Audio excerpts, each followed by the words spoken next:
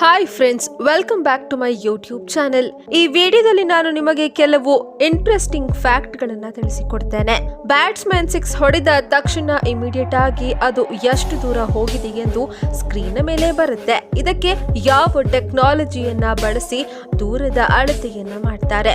News ಪೇಪರ್ನ ಕೆಳಗೆ 3 ಡಾಟ್ಗಳು ಯಾಕೆ ಇರುತ್ತೆ ಗೊತ್ತಾ? ಅದನ್ನ ನೀವು ಗಮನಿಸಿದ್ದೀರಾ? ಹೆಂಗಸರು ಕಾಲುಂಗ್ರವನ್ನ ಯಾಕೆ ಧರಿಸ್ತಾರೆ? ಅದರ ಹಿಂದಿರುವಂತಹ ಸೈಂಟಿಫಿಕ್ ಕಾರಣ ಏನು ಗೊತ್ತಾ? ಹಾಗೆ ಕೆಲವು ಫೇಮಸ್ ಬ್ರ್ಯಾಂಡ್ ಲೋಗೋಗಳ ಮೇಲೆ TMR ಎಂದು ಯಾಕೆ ಬರೆದಿರುತ್ತೆ? ಈ ರೀತಿ ಯಾಕೆ ಬರೆದಿರೋದು? ಅದೆಲ್ಲವನ್ನ ಈ ವಿಡಿಯೋದಲ್ಲಿ ನೋಡೋಣ ಬನ್ನಿ. ಹಾಗಾಗಿ ವಿಡಿಯೋನ ತಪ್ಪದೆ ಕೊನೆಯವರೆಗೂ ನೋಡಿ. ವಾಟ್ಸ್ಆಪ್ ನಲ್ಲಿ ಕೆಲವು ಫೇಕ್ ಮೆಸೇಜ್ಗಳು ಸರ್ಕ್ಯುಲೇಟ್ ಆಗ್ತಾನೆ ಇರುತ್ತೆ. ಆ ಮೆಸೇಜ್ ನ 10 ಜನರಿಗೆ ಶೇರ್ ಮಾಡಿದ್ರೆ ಒಳ್ಳೆಯದಾಗುತ್ತೆ, ಗಿಫ್ಟ್ ಬರುತ್ತೆ, ಲಿಂಕ್ ಮೇಲೆ ಕ್ಲಿಕ್ ಮಾಡಿ ಅಂತ ಸುಮಾರು ಮೆಸೇಜ್ಗಳು ಬರ್ತಾನೆ ಇರುತ್ತೆ. ಇಷ್ಟಕ್ಕೂ ಇವುಗಳನ್ನ ಕಳಿಸೋದ್ರಿಂದ ಯಾರಿಗೆ ಉಪಯೋಗ?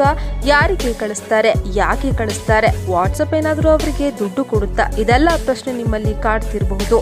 ನೀವು ಗಮನಿಸಿದ್ರೆ ಕೆಲವು ಫಾರ್ವರ್ಡ್ ಮೆಸೇಜ್ಗಳಲ್ಲಿ ಈ ರೀತಿಯ ಕೆಲವು ಲಿಂಕ್ಗಳು ಇರ್ತವೆ. ಆ ಲಿಂಕ್ನ ಮೇಲೆ ಕ್ಲಿಕ್ ಮಾಡಿ ಅಂತ ಹೇಳ್ತಾರೆ. ಆ ಲಿಂಕ್ ಅನ್ನ ಕ್ಲಿಕ್ ಮಾಡೋದ್ರಿಂದ ನಮ್ಮ ಮೊಬೈಲ್ ಅಥವಾ ವಾಟ್ಸ್ಆಪ್ ಅಕೌಂಟ್ ಹ್ಯಾಕ್ ಮಾಡುವಂತಹ ಅವಕಾಶ ಇರುತ್ತೆ. ನಮ್ಮ ಡೇಟಾವನ್ನ ಕಲೆಕ್ಟ್ ಮಾಡುವುದಕ್ಕೆ ಈ ಲಿಂಕ್ ಅನ್ನ ಬಳಸ್ತಾರೆ. ತುಂಬಾ ಜನ ಅವರು ಕೊಡುವಂತಹ ಆಫರ್ಗಳಿಗೆ ಅಟ್ರಾಕ್ಟ್ ಆಗಿ ಈ ಲಿಂಕ್ ನ ಮೇಲೆ ಕ್ಲಿಕ್ ಮಾಡ್ತಾರೆ. ಅವರ ಫೋನ್ ಹ್ಯಾಕ್ ಆದ್ರೆ ಕೆಲವು ಜನರಿಗೆ ಗೊತ್ತೇ ಆಗೋದಿಲ್ಲ. ಈ ಹ್ಯಾಕಿಂಗ್ ಮೂಲಕ ಇನ್ಫಾರ್ಮೇಶನ್ ಅನ್ನ ಬಳಸಿಕೊಂಡು ಎಷ್ಟೊಂದು ಫ್ರಾಡ್ ಅನ್ನ ಮಾಡಲಾಗುತ್ತೆ. ಹಾಗೂ ಇನ್ನು ಕೆಲವರ ಫೋಟೋಗಳನ್ನ ಬಳಸಿಕೊಂಡು ವಾಟ್ಸ್ಆಪ್ ನ ಅಡ್ವರ್ಟೈಸ್ಮೆಂಟ್ಗೋಸ್ಕರ ಬಳಸಿಕೊಳ್ತಾರೆ.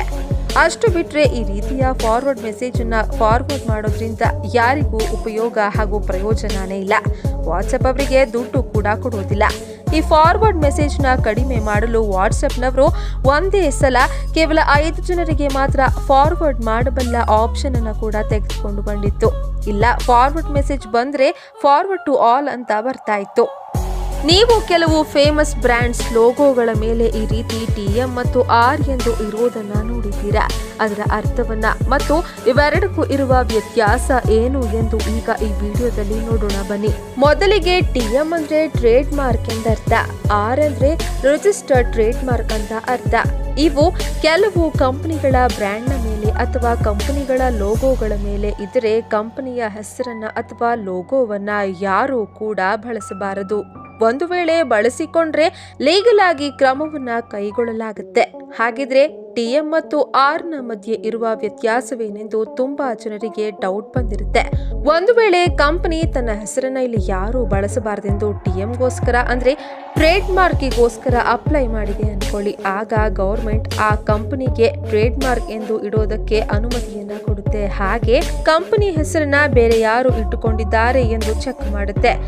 ಆಗ ಯಾರು ಇಟ್ಟುಕೊಂಡಿಲ್ಲ ಅಂದ್ರೆ ತನ್ನ TM ಅಂದ್ರೆ trade mark request R symbol ನ ಇಡೋಕೆ ಅನುಮತಿಯನ್ನ ನೀಡುತ್ತೆ. ಇಲ್ಲಿ R ಅಂದ್ರೆ ರಿಜಿಸ್ಟರ್ಡ್ ಟ್ರೇಡ್ ಮಾರ್ಕ್ ಎಂದು ಅರ್ಥ. ಕ್ರಿಕೆಟ್ ನ ನೋಡುವಾಗ ಬ್ಯಾಟ್ಸ್ಮನ್ 6 ಹೊಡೆದ ತಕ್ಷಣ ಆ ಬಾಲ್ ಎಷ್ಟು ದೂರ ಹೋಗಿದೆ ಎಂದು ಸ್ಕ್ರೀನ್ ಮೇಲೆ ತೋರಿಸುತ್ತೆ. ಅಷ್ಟು ಬೇಗ ಆ ಡಿಸ್ಟೆನ್ಸ್ ನ ಹೇಗೆ ಕ್ಯಾಲ್ಕುಲೇಟ್ ಮಾಡ್ತಾರೆ ಅಂತ ತುಂಬಾ ಜನರಿಗೆ ಗೊತ್ತೇ ಇರೋದಿಲ್ಲ. ಇದಕ್ಕೋಸ್ಕರ ರಾಡರ್ ಗನ್, ಆಗಿ ಕ್ಯಾಮೆರಾ ಮತ್ತು ಫಿಸಿಕ್ಸ್ ನ ಫಾರ್ಮುಲಾವನ್ನ ಬಳಸ್ತಾರೆ. ಇದಕ್ಕೋಸ್ಕರ ಬಳಸುವಂತಹ ಸೈಂಟಿಫಿಕ್ ಮೆಥಡ್ ನ ಹೆಸರು ರೇಂಜ್ ಆಫ್ ಪ್ರೊಜೆಕ್ಟೈಲ್ ಅಂತ. ಈ ಮೆಥಡ್ ನಲ್ಲಿ 2 ಫಾರ್ಮುಲಾಗಳನ್ನ ಬಳಸುತ್ತಾರೆ. ಮೊದಲನೆಯದು ಬ್ಯಾಟ್ಸ್ಮನ್ ಬಾಲ್ ನ ಯಾವ ಆಂಗಲ್ ನಲ್ಲಿ ಹೊಡೆಯುತ್ತಾರೋ ಅದರ ಮೇಲೆ ಕ್ಯಾಲ್ಕುಲೇಟ್ ಅನ್ನ ಮಾಡ್ತಾರೆ. ಅದಕ್ಕೋಸ್ಕರ ಈ ಫಾರ್ಮುಲಾವನ್ನ ಬಳಸ್ತಾರೆ. ಈ ಫಾರ್ಮುಲಾದಲ್ಲಿ V ಅಂದ್ರೆ ವೆಲಾಸಿಟಿ, G ಅಂದ್ರೆ ಕಾನ್ಸ್ಟೆಂಟ್ ವ್ಯಾಲ್ಯೂ ಅಂದ್ರೆ 9.8, ಡೆಲ್ಟಾ ಅಂದ್ರೆ ಬಾಲ್ ನ ಯಾವ ಆಂಗಲ್ ನಲ್ಲಿ ಹೊಡೆದಿದ್ದಾರೆ ಎಂದು ಅರ್ಥ. ಈ ವ್ಯಾಲ್ಯೂಗಳನ್ನೆಲ್ಲ ಕ್ಯಾಲ್ಕುಲೇಟ್ ಮಾಡಿ ಹಾಕಿದ್ರೆ ಡಿಸ್ಟೆನ್ಸ್ ಎಷ್ಟು ಅಂತ ಗೊತ್ತಾಗುತ್ತೆ. ಈ ಬೌಲಿಂಗ್ ಸ್ಪೀಡ್ ನ ರಾಡರ್ ಗನ್ ನ ಮೂಲಕನೂ ಅಳತೆ ಮಾಡ್ತಾರೆ. ನೀವು ಯಾವತ್ತಾದ್ರೂ ಪೊಲೀಸ್ ಅವರು ರೋಡ್ ನ ಮೇಲೆ ಈ ತರಹದ ಗನ್ ಅನ್ನ ಹಿಡಿದುಕೊಂಡು ಗಾಡಿಗಳ ಮೇಲೆ ಅಥವಾ ವಾಹನಗಳ ಮೇಲೆ ಹಿಡಿದಿರೋದನ್ನ ನೋಡಿರ್ತೀರಾ? ಈ ರೀತಿ ಯಾಕೆ ಇಡ್ತಾರೆ ಅಂದ್ರೆ ವಾಹನಗಳ ವೇಗವನ್ನ ಕಂಡುಹಿಡಿಯಲು. ಒಂದು ವೇಳೆ ವಾಹನಗಳ ವೇಗವು ಮೀರಿ ಹೋದ್ರೆ ಆ ವಾಹನಕ್ಕೆ ಫೈನ್ ಅನ್ನ ಕೂಡ ಹಾಕ್ತಾರೆ. ಹಾಗೇನೆ ರ್ಯಾಡರ್ ಗನ್ ಅನ್ನ ಯೂಸ್ ಮಾಡಿ ಬೌಲಿಂಗ್ ಸ್ಪೀಡ್ ಅನ್ನ ಕೂಡ ಕಂಡು ಹಿಡಿತಾರೆ. ಈ ರ್ಯಾಡರ್ ಗನ್ ಯಾವ ರೀತಿ ಕೆಲಸ ಮಾಡುತ್ತೆ ಅಂದ್ರೆ ಇದಕ್ಕೆ ರೇಡಿಯೋ ಟ್ರಾನ್ಸ್ಮಿಟರ್ ಮತ್ತು ರಿಸೀವರ್ ಇರುತ್ತೆ. ಡಾಪ್ಲರ್ ಎಫೆಕ್ಟ್ ಅನ್ನೋ ಪ್ರಿನ್ಸಿಪಲ್ ಮೇಲೆ ಈ ಡಿವೈಸ್ ಕೆಲಸ ಮಾಡುತ್ತೆ. ಈ ಡಿವೈಸ್ ರೇಡಿಯೋ ವೇವ್ಸ್ ನ ಟ್ರಾನ್ಸ್ಮಿಟ್ ಮಾಡುತ್ತೆ, ಟಾರ್ಗೆಟ್ ಮಾಡಿ ಮತ್ತೆ ರಿಸೀವ್ ಮಾಡಿಕೊಂಡು ನಂತರ ಬಾಲ್ ನ ವೇಗವನ್ನ ಕ್ಯಾಲ್ಕುಲೇಟ್ ಮಾಡುತ್ತೆ. ಇದೇ ಅಲ್ಲದೆ ಆಗಿ ಮೆಥಡ್ಸ್ ಕೂಡ ಕ್ಯಾಲ್ಕುಲೇಟ್ ಮಾಡಬಹುದು. ಗ್ರೌಂಡ್ ನ 6 ಭಾಗಗಳಲ್ಲಿ ವಿಭಜಿಸಿ ಕ್ಯಾಮೆರಾಗಳ ಸಹಾಯದಿಂದ ಒಂದು 3D ಇಮೇಜ್ ಅನ್ನ ಫಾರ್ಮ್ ಮಾಡಿ ಬಾಲ್ ನ ಸ್ಪೀಡ್ ಅನ್ನ ಅಂದ್ರೆ ಬಾಲ್ ನ ವೇಗವನ್ನ ಅಳತೆ ಮಾಡ್ತಾರೆ. ಈ ಬಾಲ್ ನ ವೇಗವನ್ನ ಫಾರ್ಮುಲಾಗಳಲ್ಲಿ ಬಳಸಿ 6 ಹೊಡೆದ ಅಳತೆಯನ್ನ ಕ್ಯಾಲ್ಕುಲೇಟ್ ಮಾಡಿ ಹೇಳ್ತಾರೆ. ನೀವು ಗಮನಿಸಿದ್ರೆ ನ್ಯೂಸ್ ಪೇಪರ್ ಕೆಳಗಿನ ಭಾಗದಲ್ಲಿ ಈ ರೀತಿ ಚುಕ್ಕಿಗಳು ಇರೋದನ್ನ ನೋಡಿರ್ತೀರಾ. ಇದು ಡೆಕೋರೇಷನ್ಗೋಸ್ಕರ ಅಥವಾ ಸುಮ್ಮನೆ ಹಾಗೆ ಕೊಟ್ಟಿರ್ತಾರೆ ಅಂತ ನಾವು ಅನ್ಕೊಂಡಿರ್ತೀವಿ. ಮೊದಲು ನ್ಯೂಸ್ ಪೇಪರ್ಗಳು ಬ್ಲ್ಯಾಕ್ ಅಂಡ್ ವೈಟ್ ನಲ್ಲಿ ಪ್ರಿಂಟ್ ಆಗ್ತಾ ಇತ್ತು. ಕಾಲಕ್ರಮೇಣ ಡಿಫ್ರೆಂಟ್ ಕಲರ್ಸ್ ನಲ್ಲಿ ಪ್ರಿಂಟ್ ಆಗೋದಕ್ಕೆ ಸ್ಟಾರ್ಟ್ ಆಗುತ್ತೆ. ಹಾಗಿದ್ರೆ ನಮ್ಮೆಲ್ಲರಿಗೂ RGB ಬಗ್ಗೆ ಗೊತ್ತೇ ಇರುತ್ತೆ. ನ್ಯೂಸ್ ಪೇಪರ್ ಪ್ರಿಂಟಿಂಗ್ ಅಲ್ಲಿ ಕಲರ್ಸ್ ಗಳಿರುವ ಪ್ರೈಮರಿ ಕಲರ್ಸ್ ಅನ್ನ RGB ಎಂದು ಕರೀತಾರೆ. R ಅಂದ್ರೆ ರೆಡ್, G ಅಂದ್ರೆ ಗ್ರೀನ್ ಮತ್ತು B ಅಂದ್ರೆ ಬ್ಲೂ ಅಂತ ಅರ್ಥ. ಆದ್ರೆ ಸಿಮಿಲರ್ ಆಗಿ ಕಲರ್ಸ್ ಪ್ರಿಂಟರ್ ನಲ್ಲಿ ಇದ್ದೇ ಇರುತ್ತೆ.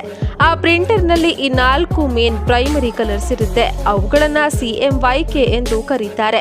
C ಅಂದ್ರೆ ಸಿಯಾನ್, M ಅಂದ್ರೆ ಮೆಜೆಂಟಾ, Y ಅಂದ್ರೆ ಯೆಲ್ಲೋ, K ಅಂದ್ರೆ ಬ್ಲ್ಯಾಕ್ ಅಂತ ಅರ್ಥ. ಅತ್ಯಂತ ಜನರಿರುವ ದೇಶದಲ್ಲಿ ನ್ಯೂಸ್ ಪೇಪರ್ ಪ್ರಿಂಟಿಂಗ್ ತುಂಬಾನೇ ವೇಗವಾಗಿ ನಡೆಯುತ್ತೆ. ಪ್ರಿಂಟಿಂಗ್ ಮಷೀನ್ ಸುಮಾರು ಗಂಟೆಗೆ 90 ನ್ಯೂಸ್ ಪೇಪರ್ಗಳನ್ನ ಪ್ರಿಂಟ್ ಮಾಡುತ್ತೆ. ಆದ್ರಿಂದ ಮಿಸ್ಟೇಕ್ಸ್ ಇರುವ ಚಾನ್ಸ್ ತುಂಬಾನೇ ಹೆಚ್ಚಿರುತ್ತೆ. ಪ್ರತಿಯೊಂದು ನ್ಯೂಸ್ ಪೇಪರ್ ಅನ್ನ ಚೆಕ್ ಮಾಡೋದು ತುಂಬಾನೇ ಕಷ್ಟ. ಅದಕ್ಕೋಸ್ಕರ ನ್ಯೂಸ್ ಪೇಪರ್ ನಲ್ಲಿ ಮೊದಲು ಈ 4 ಚುಕ್ಕಿಗಳನ್ನ ಸರಿಯಾಗಿ ಪ್ರಿಂಟ್ ಆದ್ರೆ ಪ್ರಿಂಟಿಂಗ್ ಸರಿಯಾಗಿ ಬರುತ್ತೆ ಅಂತ ಅರ್ಥ. ಒಂದು ವೇಳೆ ಆ ಚುಕ್ಕಿಗಳು ಓವರ್ಲ್ಯಾಪ್ ಅಥವಾ ಬ್ಲರ್ ಆಗಿ ಬಂದ್ರೆ ತಕ್ಷಣ ಪ್ರಿಂಟಿಂಗ್ ಅನ್ನ ನಿಲ್ಲಿಸಿ ಬಿಡ್ತಾರೆ. ಮಹಿಳೆಯರು ಕಾಲಿಗೆ ಕಾಲುಂಗುರವನ್ನ ಯಾಕೆ ಇಟ್ಕೋತಾರೆ ಗೊತ್ತಾ? ಇದು ತುಂಬಾ ಜನರಿಗೆ ಗೊತ್ತಿರೋದಿಲ್ಲ. ಎಲ್ರೂ ಅನ್ಕೋತಾರೆ ಮದುವೆಯಾಗಿದೆ ಎಂದು ತಿಳಿಯಲಿ ಅಂತ ಹಾಕೊಂಡಿದ್ದಾರೆ ಅಂತ. ಆದ್ರೆ ಇವುಗಳನ್ನ ಹಾಕೋದ್ರಿಂದ ತುಂಬಾ ಸೈಂಟಿಫಿಕ್ ಕಾರಣಗಳು ಹಾಗೂ ಆರೋಗ್ಯಕರ ಲಾಭಗಳು ಸಹ ಇರುತ್ತವೆ. ಆಯುರ್ವೇದದ ಪ್ರಕಾರ 2ನೇ ಬೆರಳಿಗೆ ಕಾಲುಂಗುರವನ್ನ ಹಾಕೋದ್ರಿಂದ ಗರ್ಭಾಶಯಕ್ಕೆ ಅದು ಕನೆಕ್ಟ್ ಆಗುತ್ತೆ. ಕಾಲಿಗೆ ಉಂಗುರ ಇಟ್ಟುಕೊಂಡಾಗ ಆ ಉಂಗುರ ಉಂಟು ಮಾಡುವ ಹಾಕೋ ಪ್ರೆಷರ್ನಿಂದ ಈ ಗರ್ಭಾಶಯ ಆಕ್ಟಿವ್ ಆಗಿ ಆರೋಗ್ಯಕರವಾಗಿರುತ್ತೆ ಮತ್ತು ಋತುಚಕ್ರ ಕೂಡ ಸರಿಯಾಗಿ ರೆಗ್ಯುಲೇಟ್ ಆಗುತ್ತೆ. ಹಾಗೆ ತಾಯಿಯಾಗೋದಕ್ಕೆ ಅವಕಾಶ ಕೂಡ ಹೆಚ್ಚಾಗುತ್ತೆ. ಅಷ್ಟೇ ಅಲ್ಲದೆ ಪೀರಿಯಡ್ಸ್ ನ ಸಮಯದಲ್ಲಿ ಹೆಚ್ಚು ನೋವು ಬಾರದೆ ಇರಲು ಕೂಡ ಸಹಾಯ ಮಾಡುತ್ತೆ. ಅದಕ್ಕೆ ನಮ್ಮ ಪೂರ್ವಜರು ಸಾಂಪ್ರದಾಯಿಕವಾಗಿ ಎಲ್ಲವನ್ನ ನಡೆಸಿಕೊಂಡು ಮಾಡುತ್ತಾ ಬಂದಿದ್ದಾರೆ. ಈ ರೀತಿಯ ಆಚಾರಗಳನ್ನ ನಿಮ್ಮ ದೊಡ್ಡವರು ಹೇಳಿದ್ರೆ ಅವುಗಳನ್ನ ತಪ್ಪದೆ ಪಾಲಿಸಿ. ಅದರ ಹಿಂದೆ ಯಾವುದಾದ್ರೂ ಒಂದು ಉಪಯೋಗ ಆಗೇ ಆಗುತ್ತೆ.